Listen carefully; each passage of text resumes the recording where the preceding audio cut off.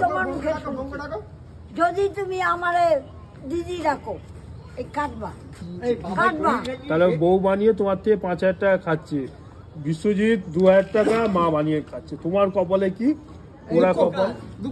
আমি দেখো এই করছো তো থানায় গিয়ে বলবো আমার ভীষণ জ্বালাতন করছে, বলবো গিয়ে আমাকে ভীষণ জ্বালাতন করছে। তাহলে কি হবে এখন বউ হয়ে গেলে তুমি? বউ যদি কম মরামার মাথা খাও। আমি বলছি না, ট্যাপা দাও, ট্যাপা দাও। ট্যাপা খান কি ছেলে একদম। তাহলে রাগাবা না।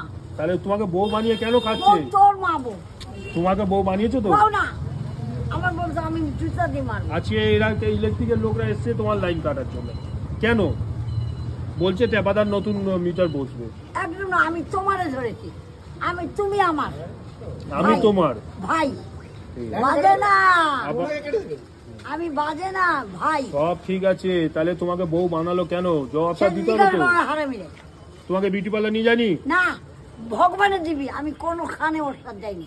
তোমাকে শাড়ি দেয়নি? কোনো যায় না। বলছে নাকি বিয়েতে নতুন শাড়ি দিয়েছে। কিছু যায় না। হোটেলে যাচ্ছিল, তোমাকে একটা সাদা কালারের দিয়েছিল। কিছু যায় না, ভগবানের দিবি কাছে পোকা।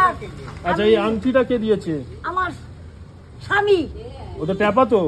ট্যাপা খান কি আমার নিজের স্বামী যে মরে গেছে। পার্থ বলছে যে আমি দিয়েছি। পার্থ আর ট্যাপাদা বলছে আমি দিয়েছি। খান কি দাঁড়া আইছে যে আমি ঢিলা নিয়ে ওরে যদি না মারি। মারতেই হবে কিন্তু, নাহলে আমরা জানবো কিন্তু তুমি সত্যি বলো। আমি স্বামীকে চেয়েছি, আমি স্বামীকে বলি কি আমার তো কিছু দাও না, একটা আনতে দাও না, মরা যাওয়ার দোকান ছিল 1 বছর। ওই সব ঠিক আছে।